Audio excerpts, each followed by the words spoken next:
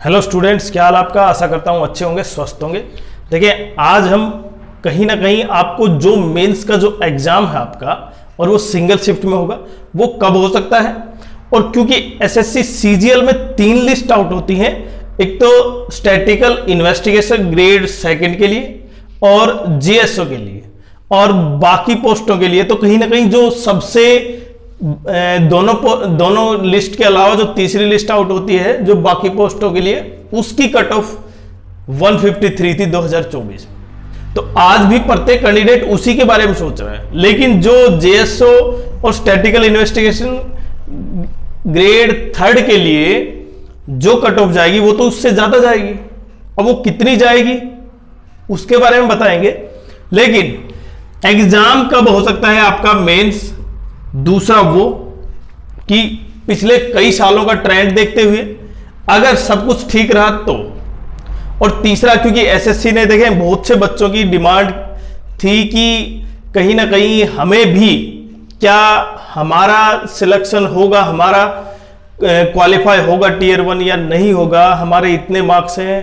तो आज का वीडियो केवल उन कैंडिडेट्स को समर्पित है जिन्होंने केवल अपने कमेंट्स को केवल 2 मिनट के अंदर, मतलब आपने अगर जो भी क्वेरी है, आपके मार्क्स, आपके जो भी कुछ प्रॉब्लम है, आप हमें बताएं। अगर हमारे पास उसका सॉल्यूशन होगा हम तुरंत बताएंगे, लेकिन वो कितनी देर में, केवल 2 मिनट के अंदर।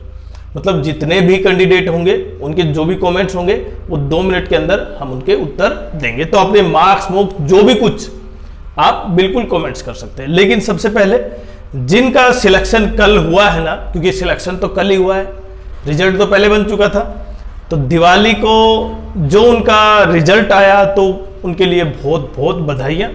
और अगर आप भी उन कैंडिडेट्स में हैं जिनका सिलेक्शन हुआ है और जो सीजीएल एग्जाम भी दे रहे थे 2025 का, तो एक बार जरूर कमेंट कर दे। तो इसलिए हम प्रत्येक जो खुशियां आपको मिली हैं वो सभी के, मतलब कितनी खुशी होती है कि आपका सिलेक्शन हुआ है, और वो भी सब इंस्पेक्टर के लेवल पर। और कुछ बच्चे जो अच्छे रैंक लेके आए हैं उनके बावजूद भी उनको वो प्रेफरेंस नहीं मिला है, जबकि उनको दूसरा प्रेफरेंस मिला है। तो इन पॉइंटों पर भी डिस्कस करेंगे, लेकिन सबसे पहले जिनका सिलेक्शन हुआ है उनके लिए बहुत बहुत बधाइयां। अगर आप भी हैं तो कमेंट जरूर करें। अब मेन पॉइंट पर आते हैं। देखिए, एसएससी सीजीएल का जब रिजल्ट आता है ना, तो एसएससी सीजीएल 3 लिस्ट आउट करता है। एक तो लिस्ट होती है स्टैटिकल इन्वेस्टिगेटर ग्रेड सेकंड की, ये सेकंड लिस्ट होती है भाई। फर्स्ट लिस्ट होती है जूनियर स्टैटिकल ऑफिसर जीएसओ, इसकी फर्स्ट। और तीसरी होती है एक्सेप्ट, मतलब इनके अलावा ऑल पोस्ट की। और प्रत्येक बच्चा केवल इसकी बात कर रहा है। जेएसओ एसआई स्टैटिकल इन्वेस्टिगेटर से ग्रेड सेकंड की तो कोई बात ही नहीं कर रहा। क्यों? क्योंकि इनकी जो कट ऑफ है वो इनसे, इसकी जो कट ऑफ है वो इससे बहुत कम है। अगर आपको, क्योंकि अगर आपने 2024 का एग्जाम दिया था ना, उसमें देखें तो डिफरेंस बहुत ज्यादा है।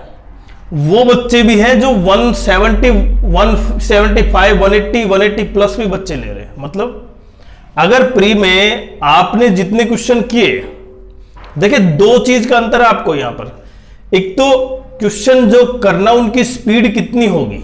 आप अंदाजा लगाइए, जिनके मार्क्स 180 प्लस हैं टीयर 1 में, वो 180 प्लस का मतलब उन्होंने अटेम्प्ट किए 90, मतलब मिनिमम 90 अटेम्प्ट किए, और इसका मतलब एक्यूरेसी 100%। अगर ऐसा तो तभी हो सकता है जब आपकी प्रैक्टिस बहुत भयंकर हो। भयंकर का मतलब सब कुछ फाड़ दे, वो प्रैक्टिस। या फिर आपको पहले पता हो किस तरह के क्वेश्चन आएंगे, आपने लगातार हजारों टेस्ट दिए हैं जिसमें लगातार आपके मार्क्स अच्छे आए, तो आपका कंपटीशन उन बच्चों के साथ है, नहीं कि आप ये सोच रहे हैं कि मेरे 125, मेरे 130। वो बच्चे जब मेंस में जाएंगे वो फिर वहीं पर मेंस में भी वही करेंगे। जैसे यहां पर एएसओ असिस्टेंट सेक्शन ऑफिसर 365 से ऊपर गया था, 361 के आसपास गया था। और ये इत्तेफाक नहीं है कि अब की बार नहीं जाएगा या जाएगा, ये डिपेंड करता है वहां पर बच्चे कैसे हैं। जैसे जिनका सिलेक्शन यहाँ पर एएसओ जो चाहते थे एएसओ में हो गया, तैयारी बहुत भयंकर है, वो अब की बार भी करेंगे ऐसा। हालांकि पेपर पर डिपेंड भी करता है, लेकिन हम मेन पॉइंट पर आते हैं। अगर ऑल पोस्ट की बात करूं, उसकी कट ऑफ थी 153 यूआर में। किस कैटेगरी में? मैं यूआर की बात कर रहा हूं भाई, बाकी तो जिसका सिलेक्शन था वो नीचे उससे हो गया था। यहां पर जेएसओ की कट ऑफ सबसे ज्यादा थी, 170 समथिंग था, और इसकी 164 यूआर में। यूआर की बात कर रहा हूं मैं सब। तो ये जो डिफरेंट है यहां पर देखें, डिफरेंस कितना है? 17 नंबर का डिफरेंस। तो जो अब की बार 2025 की जो कट ऑफ जाएगी, ऑल पोस्ट की बात कर रहा हूं, ऑल पोस्ट का मतलब थर्ड लिस्ट। ऑल पोस्ट की आपने देख ही ली, 120 प्लस है यूआर में है, लेकिन वो किस पोस्ट के लिए, मतलब कहां पर है? एक तो इजी शिफ्ट है और एक हार्ड शिफ्ट है। भाई इजी का अगर 120 है तो ये तो गलत है, हार्ड का 120 है तो सही है। तो कहीं ना कहीं आप ये भी ध्यान रखें, जब आपकी शिफ्ट इजी और हार्ड है ना, तो उसमें डिफरेंस होगा थोड़ा सा। हालांकि मैंने बताया कि यहां पर जो सबसे बड़ा इफेक्ट करेगा ना, वो परसेंटाइल, इक्वी परसेंटाइल, वो ये करेगा कि आपकी जो शिफ्ट है ना, उसमें कैंडिडेट कितने हैं, मतलब आपका परसेंटाइल कितना है, मतलब आपसे नीचे कितने कैंडिडेट हैं। मिनिमम की बात करूं तो मैं 85 प्लस परसेंटाइल जिनके हैं, मतलब वो टॉप 15% में है ना उस शिफ्ट में, तो वो बिल्कुल मान सकते, और वो पता नहीं चलेगा। क्यों? क्योंकि आपके पास डाटा नहीं है कितने कैंडिडेट हैं। तो यही सबसे बड़ा इश्यू है। लेकिन फिर भी एक कहीं ना कहीं एक्सपेक्ट कर रहे हैं आप भी, तो यूआर में 120 प्लस जिनकी हार्ड शिफ्ट और जिनकी इजी शिफ्ट है, उनका आप मान सकते हैं 125 प्लस। लेकिन यहां पर देखें, पहले क्या होता था, बैलेंस कर दिया जाता था, अब मार्क्स बढ़ेंगे उतने ही घटेंगे।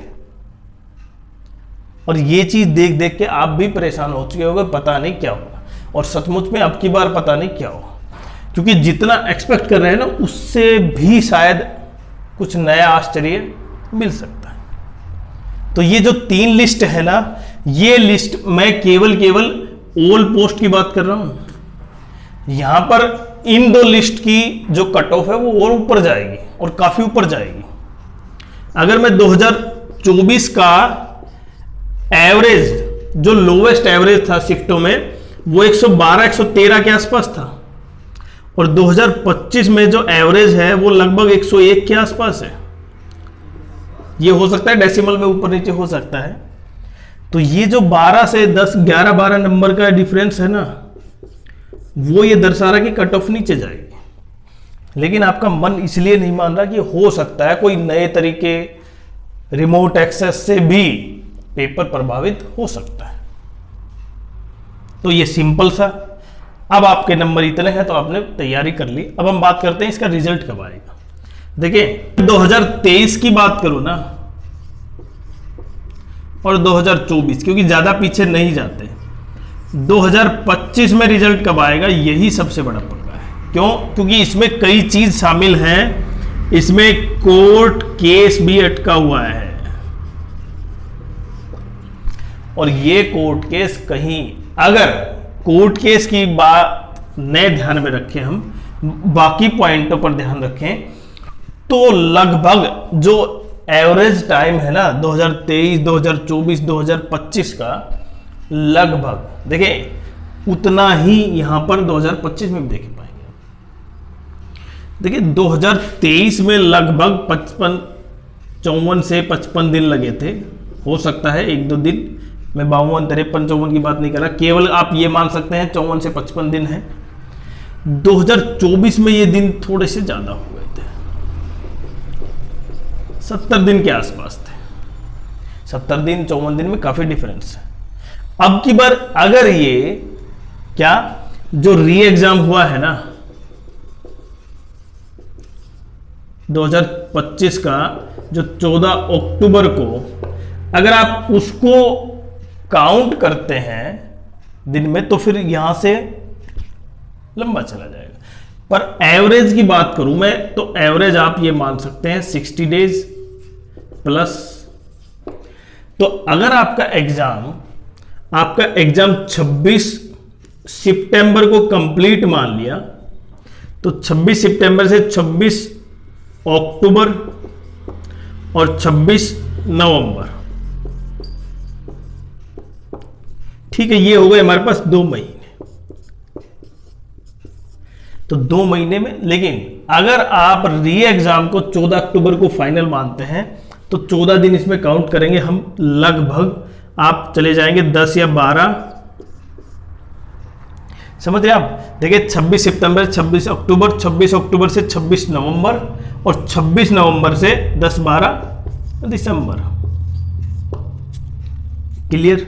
तो मैक्सिमम आप ये मान सकते हैं कि 26 सितंबर को आपका पेपर कंप्लीट हुआ तो लगभग 2, क्योंकि 60 दिन तो प्लस मिनिमम, और वो तब है जब माननीय कोर्ट के द्वारा कोई ऐसा पेच न फंसे। क्योंकि अगर माननीय कोर्ट का कोई भी डिसीजन आया तो वो हो सकता है, क्योंकि अभी कब है 28 अक्टूबर को है हियरिंग। अगर उस हियरिंग में प्री के संबंधित में कोई पॉइंट नहीं होता है तो आप ये मान सकते हैं 26 नवंबर, मतलब लगभग नवंबर एंड तक कंप्लीट आपका रिजल्ट आ जाएगा। क्यों? क्योंकि अगर इस एक दिन को हम एक्स्ट्रा काउंट कर लेते हैं तो इसका अर्थ ये होगा एसएससी के पास एक्स्ट्रा टाइम हो गया, लेकिन एसएससी ने अपना वो रिजल्ट कर लिया। दूसरा, अब आपका जो हियरिंग इससे आगे चलती है, कुछ और मामला सामने आता है तो देखें मेंस भी आगे पीछे हो सकता है। और जैसे 2024 में मेंस 18 और 20 जनवरी को हुआ था, मतलब 2 दिन हुआ था, अब वो आप देख पाएंगे एक ही दिन एग्जाम होगा। सही है, ये तो सही बात है, उससे नॉर्मलाइजेशन खत्म। फिर मेंस में वो बच्चा जिसकी प्रैक्टिस अच्छी है, जिसकी तैयारी अच्छी है, वो नॉर्मलाइजेशन के चक्कर से बच जाएगा। लेकिन जिस तरह यहां पर जो आप देख पा रहे हैं, लगभग 1 महीना 2024 में जो रिजल्ट आया उससे 1 महीने बाद मेंस था। तो यहां पर भी अगर आप देख पा रहे हैं लगभग नवंबर एंड तक चला जाता है, दिसंबर स्टार्ट तक भी चला जाता है, तब भी आपके पास वही जनवरी 10 से 15 के आसपास आपका क्या होगा, टियर 2 होगा, सीजीएल मेंस, जिसकी कट ऑफ के बेसिस पर ही आपकी पोस्ट डिसाइड होगी। तो आपकी सबसे इंपॉर्टेंट है तैयारी किस तरह की। उसके बाद जिन बच्चों ने, मैं फिर से कह रहा हूं, जिनको अब भी लगता है कि हमसे मेंस हम क्वालिफाई नहीं कर पाएंगे, हमारे इतने मार्क्स हैं, तो आप बिल्कुल फिक्र न करें, क्योंकि ये नहीं पता कि आपके 120 मार्क्स अगर हार्ड शिफ्ट में है और किसी के 135 मार्क्स इजी शिफ्ट में है तो यहां पर मार्क्स बढ़ जाएंगे। लेकिन सवाल है परसेंटाइल, मतलब आप अपनी शिफ्ट में कैसा स्कोर कर रहे हैं, कितना परसेंटाइल के बेसिस पे, वो सबसे इंपॉर्टेंट है। इसलिए तैयारी तो करनी है आपको, और तैयारी करें, क्योंकि CHSL का भी 12 नवंबर से एग्जाम है। अभी सब कुछ उस पर जाकर टिक जाएगा, मतलब प्रत्येक कैंडिडेट, प्रत्येक टीचर, सबका ध्यान किधर चला जाएगा, CHSL पर। वो एग्जाम चलेगा नवंबर तक, और फिर कहीं ना कहीं नवंबर में ऐसा क्या आएगा कि एकदम से रिजल्ट, और रिजल्ट आते ही फिर सबका ध्यान इधर आएगा। तो इसलिए अगर आपकी कोई क्वेरी है तो आप तुरंत कमेंट्स करें, हम आपका उत्तर केवल 2 मिनट में देंगे। क्योंकि ये शायद हमने देखा कि जिन बच्चों को बहुत ज़रूरत होती है, जैसे अभी उसको जो उसकी मेंटलिटी है ना, जो मानसिकता है, अगर उसको अभी सोल्व नहीं हुआ तो शायद उसके दिमाग में वो चीज़ घूमती रहती है। जैसे आपने इतने मार्क्स हैं, अब आप तैयारी करें या ना करें, 4 दिन बाद किसी ने कहा तैयारी करें तो आप तैयारी करने लग जाते हैं। फिर 2 दिन बाद आपने ये सुना कि तैयारी इतने मार्क्स तक शायद कट ऑफ नहीं जाएगी, मेरे मार्क्स कम है तो मैं तैयारी ना करूँ। तो वो असमंजस आप बिल्कुल क्लियर करें, या तो करनी है या नहीं करनी। तो इसलिए प्रत्येक बच्चा अपना कमेंट्स जरूर करे। और जितने भी यहाँ पर मैं तो कहूँगा जितने भी बच्चे जो मेंस की तैयारी के लिए करें या टियर 1 में जो बैठे हैं, जिनके 120 119 यूआर कैटेगरी में है, उनको तैयारी करनी चाहिए। और क्योंकि जेएसओ और स्टैटिकल इन्वेस्टिगेटर की cut off normal cut off से ज़्यादा आती है ऑल पोस्ट के अलावा, तो इसलिए जब आपके मार्क्स लगभग जो मैंने बताया ना डिफरेंस, तो आप ये देख सकते हैं 135 प्लस, वो हार्ड शिफ्ट की बात कर रहा हूं मैं। यूआर में उनका जेएसओ हार्ड शिफ्ट में कम से कम 135 आपका होना चाहिए। इजी शिफ्ट में 145 के आसपास कोई दिक्कत नहीं है, 140 के आसपास। और इनसे आप ये भी अंदाज़ा लगा सकते हैं कि कहीं ना कहीं इन दोनों के जो स्टैटिकल इन्वेस्टिगेटर ग्रेड 2 और जो जेएसओ की जो कट ऑफ है उसकी, इन दोनों के बीच ही कहीं ना कहीं जो बच्चे होते हैं वो मेंस में टॉप करते हैं। क्यों? क्योंकि इनका जब इन पोस्ट पे सिलेक्शन नहीं होता है तो वो फिर क्या प्राप्त कर लेते हैं भाई, बाकी पोस्ट। और आप जब डायरेक्ट किसके लिए जा रहे हैं, एएसओ के लिए जा रहे हैं या और किसी पोस्ट के लिए जा रहे हैं, तब उन बच्चों को कहीं ना कहीं थोड़ी सी परेशानी होती है, क्योंकि डायरेक्ट टॉप तो यही है, कट ऑफ तो यही है। एक बच्चा 135 लेकर 123 लेकर क्वालिफाई कर रहा है, एक बच्चा 155 लेकर 152 लेकर क्वालिफाई कर रहा है। मेंस में डिफरेंस तो दिखाएगा ये, आपको मिलेगा 2400 ग्रेड पे, ये ले जाएगा 4600 ग्रेड पे, अगर आपकी तैयारी ठीक है तब। अदरवाइज तैयारी थोड़ी सी भी कमजोर हुई या प्रैक्टिस थोड़ी सी भी कमजोर हुई तो शायद मेरिट से बाहर। तो ये जो फर्क है, आप उसको फर्क को कम करना है, और वो कैसे होगा, प्रैक्टिस से। प्रैक्टिस करते रहिए बहुत बेहतरीन ढंग से, और कट ऑफ वही है हमने बताया जिस तरह से आपके मार्क्स हैं।